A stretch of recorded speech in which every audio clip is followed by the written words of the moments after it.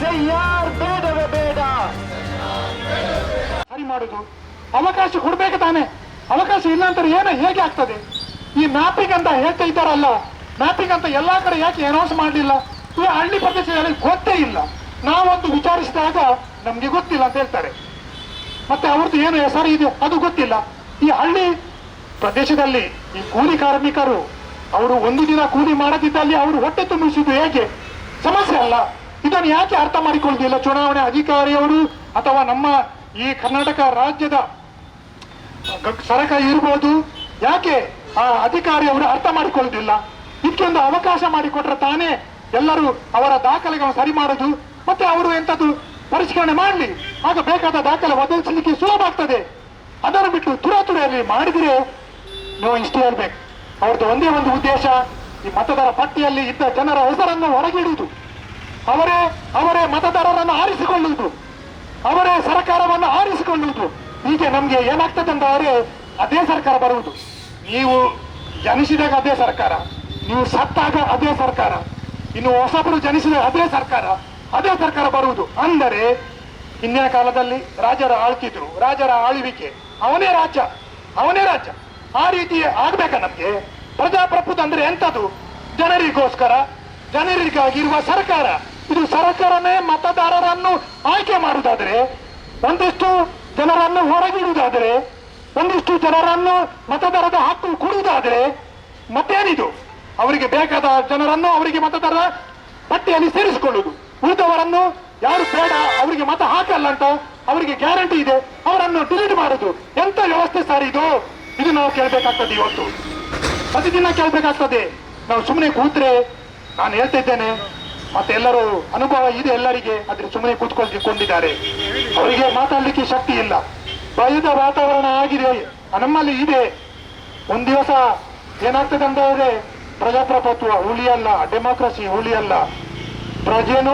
ಪ್ರಜೆ ಅಂದ್ರೆ ಏನು? ಪ್ರಜೆ ಅಂದ್ರೆ ಒಬ್ಬ ಗುರು, ಏನ್ ಹೇಳ್ತೇವೆ, ಅಧಿಕಾರ ಅವನಿಗೆ ಇದೆ, ಅವನೇ ಗುರು ಆಗಿದ್ದಾನೆ, ಅವನೇ ಎಲ್ಲ ಉಳ್ಳವನಾಗಿದ್ದಾನೆ, ಅವನೇ ಆರಿಸುವಂತದ್ದು. ಆಗಿರುವಾಗ ಈ ಏನು ಸಂವಿಧಾನ ನಮಗೆ ಕಲ್ಪಿಸಿಕೊಟ್ಟಿದೆ, ಪ್ರಜೆ ಪ್ರಭು ಅಂತ ಏನು ಒಂದು ಅವಕಾಶ ಮಾಡಿಕೊಟ್ಟಿದೆ, ಅದನ್ನ ನಾವು ಕಳೆದುಕೊಳ್ಬಾರ್ದು. ಪ್ರತಿಯೊಬ್ಬರು ನಮ್ಗೇನು ಸಂವಿಧಾನ ಕೊಟ್ಟಿದೆ, ಬೇರೆ ಯಾರು ಕೊಡುದು ಬೇಡ ನಮ್ಗೆ. ಸರ್ಕಾರ ಸಂವಿಧಾನ ಏನಿದೆ ಅದನ್ನು ಕೊಟ್ಟರೆ ಸಾಕು. ಸ್ನೇಹಿತರೆ, ಇವತ್ತು ನಮ್ಮ ಇಡೀ ದೇಶದಲ್ಲಿ SIR ತರುವ ಮೂಲಕ ಒಂದು ಪ್ರಜಾಪ್ರಭುತ್ವವನ್ನು ನಾಶ ಮಾಡುವಂಥ ಕೆಲಸವನ್ನು ಇವತ್ತು ನಮ್ಮ ಕೇಂದ್ರ ಸರ್ಕಾರ ಮಾಡ್ತಾ ಇದೆ. ಇದಕ್ಕಾಗಿ ನಾವು ಕೂಡ ಎಲ್ಲ ಕಡೆ ಜನಜಾಗೃತಿ ಮಾಡೋದು ಕೂಡ ಭಾರಿ ಅಗತ್ಯ ಇದೆ. ಯಾಕೆಂತ ಹೇಳಿದರೆ, ಇಡೀ ದೇಶದಲ್ಲಿ ಇವತ್ತು ಒಂದು ಭಯದ ವಾತಾವರಣ, ಚುನಾವಣೆಯಿಂದ ಜನರು ವಂಚಿತರಾಗಿ ಮಾಡೋದು, ಬೇರೆ ಬೇರೆ ರೀತಿಯಲ್ಲಿ ಇವತ್ತು ಕೇಂದ್ರ ಸರ್ಕಾರ ಮಾಡ್ತಿದ್ರು. ಆದರೂ ಕೂಡ ಅವರು ಕೆಲವು ಕಡೆ ಯಶಸ್ವಿ ಆದರು. ಅದನ್ನು ವಿರೋಧ ಮಾಡುವಂಥ ಶಕ್ತಿಗಳು ಸ್ವಲ್ಪ ಹೀನಾಗಿ ಸೋತಿದ್ದಾರೆ. ಯಾಕೆಂದರೆ ನಾನು ಬಿಹಾರದಲ್ಲಿ ಚುನಾವಣೆ ಸಂದರ್ಭದಲ್ಲಿ ಹೋಗಿದ್ದೆ. ಅಲ್ಲಿ ಹೋಗೋ ಬಹಳಷ್ಟು ಜನ, ಇಡೀ ನಮ್ಮ ದೇಶದಲ್ಲಿ ಬಹಳಷ್ಟು ಬಡತನ ಇರುವಂಥ ಒಂದು ರಾಜ್ಯ ಅಂತ ಹೇಳಿದರೆ ಬಿಹಾರ ರಾಜ್ಯ. ಎಲ್ಲಿ ಹೋದರೂ ಕೂಡ ಬಡವರಿಗೆ ಮನೆ ಇಲ್ಲ. ಹೆಚ್ಚಿನವರು ಎಲ್ಲ ವಲಸೆ, ಇಲ್ಲಿ ನಮ್ಮ ಕರ್ನಾಟಕದಲ್ಲಿ ಬೇರೆ ಬೇರೆ ರಾಜ್ಯಕ್ಕೆ ಹೋಗಿ ವಲಸೆ ಹೋಗೋರು, ಅಂಥವರಿಗೆ ಅಲ್ಲಿ ಓಟೇ ಇರುವುದಿಲ್ಲ. ಆ ರೀತಿಯಲ್ಲಿ ಮೊದಲಾದರೂ ಓಟರ್ ಪಟ್ಟಿಯಾಗಿರುತ್ತಿತ್ತು, ಹೋಗಿ ಅಲ್ಲಿಗೆ ಓಟ್ ಹಾಕುವಂಥದ್ದು. ಈಗ ಎಲ್ಲರವರು ಇಲ್ಲ ಅಂತೇಳಿ ಅವರ ಮತವನ್ನು ಮಾಡ್ತಿದ್ದಾರೆ, ಡಿಲೀಟ್ ಮಾಡ್ತಿದ್ದಾರೆ. ಇದು ನಾವು ಪ್ರಜಾಪ್ರಭುತ್ವಕ್ಕೆ ಅರ್ಥ ಇಲ್ಲದಂಥ ಕೆಲಸವನ್ನು ಇವತ್ತು ಮಾಡ್ತಿದ್ದಾರೆ. ಅದೇ ರೀತಿ ಬಂಗಾಳದಲ್ಲಿ ಹೇಗಾದರೂ ಮಾಡಿ BJP ಗೆಲ್ಲಬೇಕಂತೇಳಿ SIR ಬಹಳಷ್ಟು ಕಠಿಣವಾಗಿ ಮಾಡಿ ಅಲ್ಲಿರುವಂಥ ವಲಸೆ ಕಾರ್ಮಿಕರು, ಮಹಿಳೆಯರು, ಬಡವರಿಗೆ ಚುನಾವಣೆಯಲ್ಲಿ ಮತ ಹಾಕಲಿಕ್ಕೆ ಇರಲಿಲ್ಲ. ಆದ್ದರಿಂದ ಅವರು ಅಲ್ಲೆಲ್ಲ ಅವರಿಗೆ ಗೆಲ್ಲಲಿಕ್ಕೆ ಸಾಧ್ಯ ಆಯಿತು. ಅದೇ ಕೇರಳದಲ್ಲಿ ಅಷ್ಟು ತುಂಬ ಯಶಸ್ವಿ ಆಗಲಿಲ್ಲ. ಕೇರಳದ ಜನ ಸ್ವಲ್ಪ ಅದರಲ್ಲಿ ಒಂದು ಸ್ವಲ್ಪ ಪ್ರಜ್ಞಾವಂತರಿದ್ದಾರೆ. ಅದರ ವಿರುದ್ಧ ಎಲ್ಲ ಹೋರಾಟ ಮಾಡುವಂಥ ಕೇರಳದಲ್ಲಿ ಅಷ್ಟು BJPಗೆ ಲಾಭ ಆಗಲಿಲ್ಲ. ಆ ಥರದ ಅಲ್ಲಿ ಮಾಡಿದ್ದಾರೆ. ಆದರೆ ಇಲ್ಲಿ ಕರ್ನಾಟಕದಲ್ಲಿ ಇವತ್ತು ಕಾಂಗ್ರೆಸ್ ಇದ್ದರೂ ಕೂಡ ಒಂದು ಮೆದು ಹಿಂದುತ್ವವನ್ನು ಕಾಂಗ್ರೆಸ್ ಇವತ್ತು ನೋಡ್ತಾ ಇದ್ದೇವೆ ನಾವು. ಯಾಕೆಂತ ಹೇಳಿದರೆ, ಯಾವುದೇ ರೀತಿಯಲ್ಲಿ BJPಗೆ ಸರಿಯಾಗಿ ಎದುರು ಮಾತಾಡುವಂಥ ಒಂದು ಇದಿಲ್ಲ, ಶಕ್ತಿ ಅದು ಕಡಿಮೆ. ಯಾಕೆಂತೇಳಿ ಇವರು ಕೂಡ ಸ್ವಲ್ಪ ಭ್ರಷ್ಟರಿದ್ದಾರೆ. ಅದಕ್ಕಾಗಿ ಅಡ್ಜಸ್ಟ್ಮೆಂಟಲ್ಲಿ ಒಬ್ಬ ಇದು SIRನ ಬಗ್ಗೆ ವಿರೋಧ ಮಾತಾಡುವಾಗ ಇನ್ನೊಬ್ಬ ಇರ್ತಾನೆ, ತೊಂದರೆ ಇಲ್ಲ ಅಂತ ಹೇಳುವಂಥ ಜನ ಕೂಡ ಇದ್ದಾರೆ. ಅದರಲ್ಲಿ ಹಾಗಾಗಿ ಇವತ್ತು ಕರ್ನಾಟಕದಲ್ಲಿ ಕೂಡ ನಾವು ಇವತ್ತು ಅವರು ಕಾಂಗ್ರೆಸ್ಸನ್ನು ಕಾಯಲಿಕ್ಕೆ ಆಗೋದಿಲ್ಲ. ಇಡೀ ದೇಶ ಇವತ್ತು ಕೋಮುವಾದಾಗಲಿ ಕಾರ್ಮಿಕ ಕಾಯ್ದೆಗಾಗಲಿ ಎಲ್ಲದಕ್ಕೆ ಕೂಡ ಇವತ್ತು ಕಾರ್ಮಿಕ ವರ್ಗನೇ ಮುಂಚೂಣಿಯಾಗಿ ಹೋರಾಟ ಮಾಡುವಂಥ ಒಂದು ಇರುವಂಥ ವರ್ಗ ಕಾರ್ಮಿಕ ವರ್ಗ, ದಲಿತರು, ಬಡವರು ಅವರನ್ನು ಹಿಡಿದುಕೊಂಡಾದರೂ ಇವತ್ತು SIR ಅನ್ನು ಸರಿಯಾಗಿ ನಮ್ಮ ಕರ್ನಾಟಕದಲ್ಲಿ ಜಾರಿಯಾಗದಾಗಿ ತಡೆಯುವಂಥ ಕೆಲಸವನ್ನು ನಾವು ಇವತ್ತು ಅವರಿಗೆ ತಿಳುವಳಿಕೆ ಮಾಡುವಂಥ ಕೆಲಸವನ್ನು. ಆದರೆ ಜನರಲ್ಲಿ ಒಂದು ನಾನು ಮಾಹಿತಿ ಕೊಡ್ತಾ ಇದ್ದೇನೆ. 2002ರ ಮತಪಟ್ಟಿಯಲ್ಲಿ ತಮ್ಮ ಹೆಸರನ್ನು ದಾಖಲಿಸಲ್ಪಟ್ಟರೆ 2025ರ ಮತಪಟ್ಟಿಯನ್ನು ಪರಿಶೀಲನೆ ಮಾಡಿ ಒಂದು ಮ್ಯಾಪಿಂಗ್ ಮಾಡುವಂಥ ಒಂದು ಮಾಹಿತಿ ಕೂಡ ಕೊಟ್ಟಿದ್ದಾರೆ. ಆದರೆ ಮ್ಯಾಪಿಂಗ್ ಇದು ಸರಿಯಾದ ಮ್ಯಾಪಿಂಗ್ ಕೂಡ ಅಲ್ಲ ಅಂತ ಕೂಡ ಚುನಾವಣಾ ಅಧಿಕಾರಿ ಕೂಡ ಹೇಳಿದರು. ನಂತರ ಅವರ ಮ್ಯಾಪಿಂಗಿನ ಕೆಲವು ಅವರ ಷರತ್ತುಗಳಿದೆ. ಆ ಷರತ್ತುಗಳ ಪ್ರಕಾರದಲ್ಲಿ ಅದಕ್ಕೆ ಅವರಿಗೆ ಅನುಗುಣವಾಗಿ ಆ ಡಾಕ್ಯುಮೆಂಟ್ಗಳು ಸರಿಯಾಗಿದ್ದರೆ ಮಾತ್ರ ಅವರಿಗೆ ಪೌರತ್ವ ಮತ್ತು ಮತದಾನದ ಹಕ್ಕನ್ನು ಲಭಿಸುವಂಥ ಒಂದು ಅವಕಾಶ ಇದೆ. ಇದರಲ್ಲಿ ವಿಚಾರಗಳು ತುಂಬ ಇರುವಾಗ ಒಂದು ಸಂಕ್ಷಿಪ್ತವಾಗಿ ಹೇಳಬೇಕಾದ್ರೆ, ಒಂದು ತಂದೆ ಮತ್ತು ಮಕ್ಕಳ ವಯಸ್ಸಿನ ಒಂದು ಮಿತಿ ಇದೆ ಈ SIRನ. ಅದೇ ರೀತಿ ಕೂಡ ಒಂದು ಕುಟುಂಬಕ್ಕೆ 6 ಮಕ್ಕಳಿಗಿಂತ ಜಾಸ್ತಿ ಮಕ್ಕಳಿದ್ದರೂ ಕೂಡ ಅದನ್ನು ಕೂಡ ಒಂದು ಅವರಿಗೆ ನೋಟಿಸನ್ನು ಕೂಡ ಜಾರಿ ಮಾಡಲಾಗ್ತದೆ. ಅದೆಲ್ಲ ಕೊಟ್ಟ ನಂತರ ಅದರ ಪರಿಶೀಲನೆ ಮಾಡಿದ ನಂತರ ಅವರಿಗೆ ಪೌರತ್ವ ಇದೆಯಾ ಅಥವಾ ಅವರಿಗೆ ಮತದಾನ ಹಕ್ಕು ಕೊಡಲಿಕ್ಕೆ ಇದೆಯೇ ಅಂತ ಎಂಬುದು ಪರಿಶೀಲನೆ ಮಾಡಿ ಅಲ್ಲಿ ಕೊನೆಗೆ ಅವರಿಗೆ ಒಂದು ಲಿಸ್ಟನ್ನು ಕೊಡಲಾಗುತ್ತೆ. ಇದು ಇಂಥ ಒಂದು 2 ವಿಚಾರಗಳಲ್ಲಿ ಅನೇಕ ವಿಚಾರಗಳು SIRನಲ್ಲಿ ಅಡಗಿಕೊಂಡಿದೆ. ಇದು ಒಳಸಂಚು ನಡೀತಾ ಇದೆ. ಇದರ ಸರಿಯಾದ ಮಾಹಿತಿ ಸರ್ಕಾರ ಜನರಿಗೆ ಕೊಡದ ಕಾರಣದಿಂದ ಜನರು ಕೂಡ ಒಂದು ಅಸ್ತವ್ಯಸ್ತವಾಗಿ ಬಿಟ್ಟಿದ್ದಾರೆ. ಆದರೆ ಇದು ರಾಜ್ಯ ಸರ್ಕಾರದ ಗಮನಕ್ಕೆ ನಾನು ಹೇಳುವುದಂದರೆ, ಇದು ಯಾರೀಗ ರೂಲಿಂಗ್ ಪಕ್ಷದವರಿದ್ದಾರೆ ಆ ರೂಲಿಂಗ್ ಪಕ್ಷದವರು ಇದಕ್ಕೆ ಎಚ್ಚೆತ್ತುಕೊಂಡು ತಮ್ಮ ಹೋರಾಟವನ್ನು ಜನರನ್ನು ಸೇರಿಸಿ ಒಂದು ಹೋರಾಟ ನಡೆಸಬೇಕಾಗಿದೆ ಎಂಬುದು ನಾನು ಸರ್ಕಾರಕ್ಕೆ ಒಂದು ಮಾಹಿತಿ ಕೊಡ್ತಾ ಇದ್ದೇನೆ. SIR ಎಂಬುದು ಜನರ ಮತದಾನದ ಹಕ್ಕುಗಳನ್ನು ಕಸಿಯುವಂತಹ ಪ್ರಕ್ರಿಯೆಯಾಗಿದೆ. ನೋಡಿ, ದೇಶದ 13 ರಾಜ್ಯಗಳಲ್ಲಿ SIR ಎಂಬುದು ಅಸ್ತಿತ್ವಕ್ಕೆ ಬಂದಿದೆ. ಅದು ಈಗ 13 ರಾಜ್ಯಗಳಲ್ಲಿ 6.5 ಕೋಟಿ ಮತದಾರರನ್ನು ಅನರ್ಹಗೊಳಿಸಿದೆ. ನಿಜವಾಗಿ 5 ಕೋಟಿಯಷ್ಟು ಮತದಾರರು ಅರ್ಹರೇ, ಆದರೆ 6.5 ಕೋಟಿ ಮತದಾರರನ್ನು ಇಲ್ಲಿ ಅನರ್ಹಗೊಳಿಸಲಾಗಿದೆ. ಇದು ಅವರು ಕಾರಣ ಕೇಳಿದರೆ ನುಸುಳುಕೋರರ ಪತ್ತೆ ಎಂದು ಹೇಳಲಾಗುತ್ತದೆ. ಆದರೆ ಚುನಾವಣಾ ಆಯೋಗವು ನುಸುಳುಕೋರರನ್ನು ಎಷ್ಟು ಈ 6.5 ಕೋಟಿಯಲ್ಲಿ ಎಷ್ಟು ನುಸುಳುಕೋರರು ಇದ್ದಾರೆ ಎಂಬುದನ್ನು ಅವರು ಬಹಿರಂಗಪಡಿಸಬೇಕಾಗಿದೆ. ಆದರೆ ಇದುವರೆಗೆ ಅದನ್ನು ಬಹಿರಂಗಪಡಿಸಿಲ್ಲ.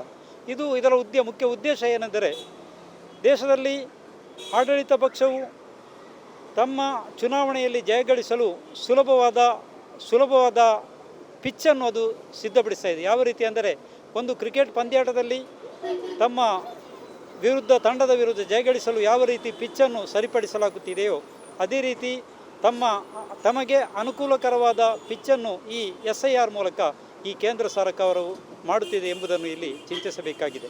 ಆದ್ದರಿಂದ ಅದಕ್ಕಾಗಿ ಇಲ್ಲಿ ಜಾತ್ಯತೀತರು ಮತ್ತು ವಿರೋಧ ಪಕ್ಷಗಳ ಪ್ರಭಾವ ಇದ್ದ ಕಡೆ SIR ಎಂಬ ಅಸ್ತ್ರವನ್ನು ಬಳಸಿ ಮತದಾರರನ್ನು ಅನರ್ಹಗೊಳಿಸಲಾಗುತ್ತಿದೆ. ಇದರ ಬಗ್ಗೆ ಜನರು ಎಚ್ಚೆತ್ತುಕೊಳ್ಳಬೇಕಾಗಿದೆ. ವಿಶೇಷ ಪರಿಷ್ಕರಣೆ ಎಂಬುದು ಆ ಒಂದು ಪದವೇ ನಮ್ಮನ್ನು ಅದು ಗಲಿಬಿಲಿಗೊಳಿಸ್ತದೆ. ಏನೆಂದರೆ, ಈ ಮತದಾನದ ಹಕ್ಕನ್ನು ಕಸಿಯುವಂಥ ಒಂದು ದೊಡ್ಡ ಷಡ್ಯಂತ್ರ ಎಂಬುದು SIR. ಈಗಾಗಲೇ ಬಿಹಾರ್ನಲ್ಲಿ, ಅಸ್ಸಾಂನಲ್ಲಿ, ಗುಜರಾತ್ನಲ್ಲಿ, ಮಹಾರಾಷ್ಟ್ರದಲ್ಲಿ, ಕೇರಳದಲ್ಲಿ ಮತ್ತು ವೆಸ್ಟ್ ಬೆಂಗಾಲ್ನಲ್ಲಿ ಅದು ಮಾಡಿದ ಅವಾಂತರಗಳೆಲ್ಲ ನಮ್ಮ ಕಣ್ಣೆದುರಿನಲ್ಲಿದೆ. ಒಂದು ವರ್ತಮಾನ ಕಾಲದಲ್ಲಿ ಬಂದಂಥ ಎಲ್ಲ ವಿಚಾರಗಳು ನಮ್ಮ ಕಣ್ಣೆದುರಿನಲ್ಲಿ ಇದ್ದು ಕೂಡ ನಾವು ಕರ್ನಾಟಕದಲ್ಲಿ SIR ಬರುವಾಗ ನಾವು ಎಚ್ಚೆತ್ತುಕೊಳ್ಳದಿದ್ದರೆ ಈ ಕರ್ನಾಟಕದಲ್ಲಿ ಕೂಡ ಸುಮಾರು 80 ಲಕ್ಷ ಅಥವಾ 1 ಕೋಟಿಯಷ್ಟು ಜನರು ಮತದಾನದಿಂದ ಹೊರಹಾಕುವಂಥ ಒಂದು ದೊಡ್ಡ ಸಂಚು, ಅದಕ್ಕೆ ಬೇಕಾದ ಎಲ್ಲ ವೇದಿಕೆಗಳು ಈಗ ನಡೆಯುತ್ತಾ ಇದೆ. ಆದ್ದರಿಂದ ನಾನು ಜನಸಾಮಾನ್ಯರೊಂದಿಗೆ ಬಹಳ ಸ್ಪಷ್ಟವಾಗಿ ಹೇಳುವುದು, ಇದು ನೋಡಿ, ಇದು ಸಣ್ಣ ವಲಸೆ ಕಾರ್ಮಿಕರ, ಹಳ್ಳಿ ಜನರ, ಮಹಿಳೆಯರ ಮತ್ತು ಅವಿದ್ಯಾವಂತರ, ಇದರ ಬಗ್ಗೆ ಈ ಓಟಿನ ಬಗ್ಗೆ ಏನು ಜಾಗ್ರತೆ ಇಲ್ಲದವರ ಅವರ ಓಟನ್ನು ಕಸಿದು ತಮ್ಮ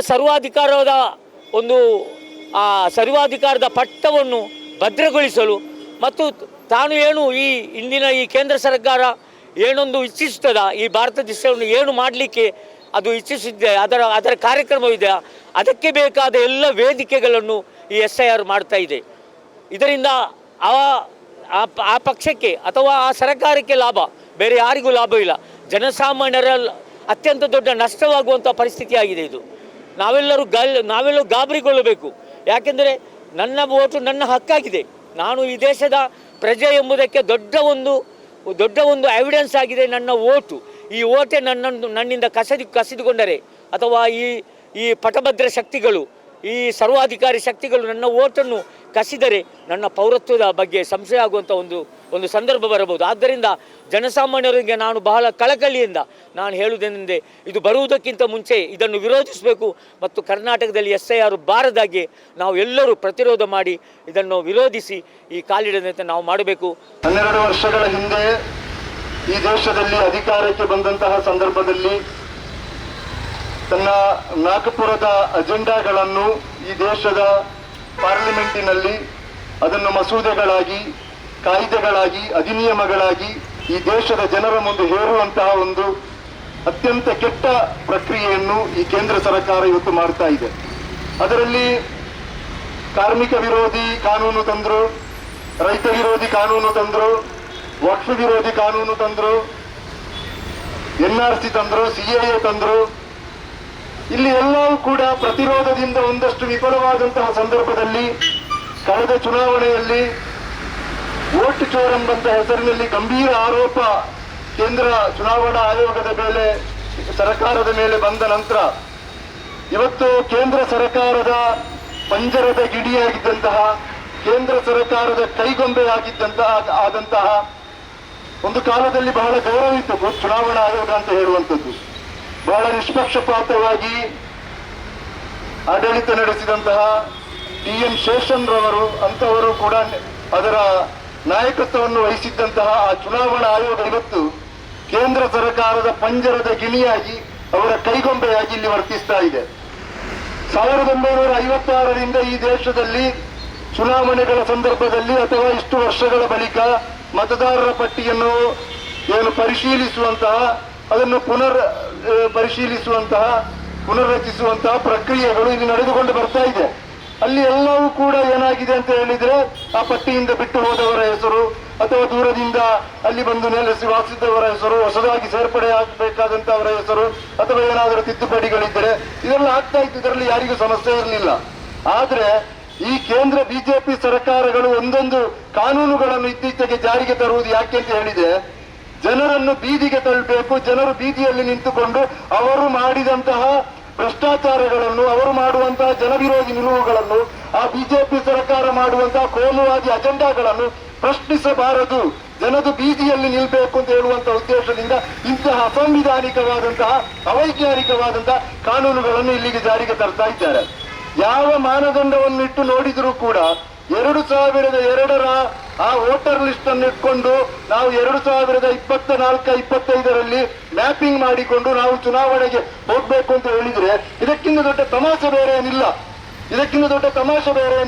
2002ರಲ್ಲಿ ಅವರು ಮದುವೆಯಾಗಿ ಬಂದಿರಲಿಕ್ಕಿಲ್ಲ, ಅಥವಾ ಬೇರೆ ರಾಜ್ಯದಿಂದ ಬಂದಿರುವುದು ಮದುವೆಯಾಗಿ ಈ ಭಾರತದಲ್ಲಿ ಯಾರಿಗೆ ಎಲ್ಲಿಂದ ಬೇಕಾದರೂ ಯಾವ ಹುಡುಗಿಯನ್ನು, ಯಾವ ಹುಡುಗ ಎಲ್ಲಿ ಯಾವ ರಾಜ್ಯದಿಂದ ಯಾವ ಜಾತಿ ಧರ್ಮದವರನ್ನು ಬೇಕಾದರೂ ಮದುವೆಯಾಗಲಿಕ್ಕೆ ನಮ್ಮ ಸಂವಿಧಾನದಲ್ಲಿ ಅವಕಾಶ ಇದೆ. ಮಂಗಳೂರಿನ ಒಬ್ಬ ಹುಡುಗರಿಗೆ ಹೋಗಿ ಕಾಶ್ಮೀರದಿಂದ ಮದುವೆ ಆಗ್ಬೋದು, ಕನ್ಯಾಕುಮಾರಿಯಿಂದ ಹೋಗಿ ಮದುವೆ ಆಗ್ಬೋದು. ಅದಕ್ಕೆ ನಮ್ಮ ಸಂವಿಧಾನ ಅವಕಾಶ ಕೊಟ್ಟಿದೆ.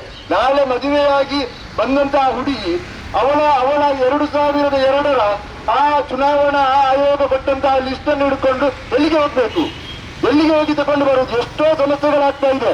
ಇಂಥ ಅವೈಜ್ಞಾನಿಕವಾದಂತಹ ಕಾನೂನನ್ನು ಇವತ್ತು BJP ಸರ್ಕಾರ ಇಲ್ಲಿ ಜಾರಿಗೆ ತಂದಿದೆ. ಆದ ಕಾರಣ ನಾವಿಲ್ಲಿ ಇವತ್ತು ಅದರ ಟೆಕ್ನಿಕಲ್ ವಿಚಾರಗಳು ಅದನ್ನು BLOಗಳಿಗೆ ಕೊಟ್ಟಿದ್ದಾರೆ, ಅವರು ಸರಿ ಮಾಡ್ತಾ ಇಲ್ಲ ಅದು ಅಂತ ಹೇಳುವುದಕ್ಕಿಂತ ಬದಲು ನಾವು ಯಾವ ರೀತಿಯಲ್ಲಿ NRC ಕಾನೂನನ್ನು ಈ ದೇಶದಲ್ಲಿ ಜಾರಿಗೆ ತರುವಾಗ ನಿಮ್ಮ ಕಾನೂನು ನಮಗೆ ಬೇಡ ಅಂತ ಹೇಳಿ ಅದನ್ನು ಹರಿದು ಬೆಂಕಿಗೆ ಬಿಸಾಡಿ ಅದರ ವಿರುದ್ಧ ಇಡೀ ದೇಶದಾದ್ಯಂತ ಪ್ರತಿರೋಧವನ್ನು ಮಾಡಿದ್ದೇವೆ. ಅದೇ ರೀತಿಯ ಪ್ರತಿರೋಧವನ್ನು ಇವತ್ತು SIRನ ಬಗ್ಗೆ ನಾವು ಕರ್ನಾಟಕದಲ್ಲಿ ಮಾಡಬೇಕಾಗ್ತದೆ. ಯಾಕೆಂತ ಹೇಳಿದ್ರೆ ನಮ್ಮ ಮುಂದೆ ಇವತ್ತು ಜೀವಂತವಾಗಿದೆ ಪಶ್ಚಿಮ ಬಂಗಾಳದಂತಹ ಒಂದು ರಾಜ್ಯದಲ್ಲಿ ನಡೆದಂತಹ SIRನಲ್ಲಿ ನಡೆದಂತಹ ಹಲವಾರು ದೋಷಪೂರಿತವಾದಂತಹ ಘಟನೆಗಳು. ಒಂದು ಮಾಹಿತಿಯ ಪ್ರಕಾರ 83 ಕ್ಷೇತ್ರಗಳಲ್ಲಿ BJP ಪಶ್ಚಿಮ ಬಂಗಾಳದಲ್ಲಿ ಜಯಗಳಿಸಿದಂತಹ ಕ್ಷೇತ್ರಗಳಲ್ಲಿ ಅವರು ಜಯಗಳಿಸಿದ್ದಕ್ಕಿಂತ ಹೆಚ್ಚು ಓಟುಗಳನ್ನು ಅಲ್ಲಿ SIRನ ಮೂಲಕ ಪಟ್ಟಿಯಿಂದ ತೆಗೆದು ಹಾಕಲಾಗಿದೆ ಅಂತ ಹೇಳುವಂತ ಒಂದು ಮಾಹಿತಿ ಬರ್ತಾ ಇದೆ. ಆದ ಕಾರಣ ಇದು ಬಿಜೆಪಿಗೆ ಪೂರಕವಾಗಿ ಬಿಜೆಪಿಗೆ ಬೇಕಾದಂತಹ ರಾಜಕೀಯ ಲಾಭ ಮಾಡಿಕೊಳ್ಳಲಿಕ್ಕೆ ಅವರು ಕಂಡುಹಿಡಿಯುವಂತಹ ಒಂದು ಮಾರ್ಗವೇ. ಆದ ಕಾರಣ ಇದನ್ನು ಕರ್ನಾಟಕದ ಜನತೆ ನಾವು ಒಪ್ಪಿಕೊಳ್ಳುವುದಿಲ್ಲ ಅಂತ ಹೇಳಿ ಇವತ್ತು ಸಾಂಕೇತಿಕವಾದಂತಹ ಪ್ರತಿಭಟನೆ ಮಾಡ್ತಾ ಇದ್ದೇವೆ. ಮುಂದಿನ ದಿವಸಗಳಲ್ಲಿ ನಾವೆಲ್ಲರೂ ಇಂತಹ ಸಂದರ್ಭಗಳು ಬಂದಾಗ ನಮ್ಮ ಪಕ್ಷ ಭೇದ, ಸಂಘಟನಾ ಭೇದ, ಪ್ರತಿಯೊಂದು ಭಿನ್ನಾಭಿಪ್ರಾಯಗಳನ್ನು ಕೂಡ ಮರೆತುಕೊಂಡು ನಾವು ಬೀದಿಯಲ್ಲಿ ನಿಂತು ಒಂದಾಗಿ ಭಾರತೀಯರಾಗಿ ನಾವು ಹೋರಾಟ ಮಾಡಿದರೆ ಖಂಡಿತವಾಗಿಯೂ ಈ SIR ನಂತಹ ಬೇರೆ ಕಾನೂನುಗಳನ್ನು ಕೂಡ ಬಿಜೆಪಿ ತಂದರೆ ಅದನ್ನು ಪ್ರತಿರೋಧಿಸಲಿಕ್ಕೆ, ಅದನ್ನು ವಿರೋಧಿಸಲಿಕ್ಕೆ ನಮಗೆ ಖಂಡಿತವಾಗಿಯೂ ಸಾಧ್ಯವಿದೆ.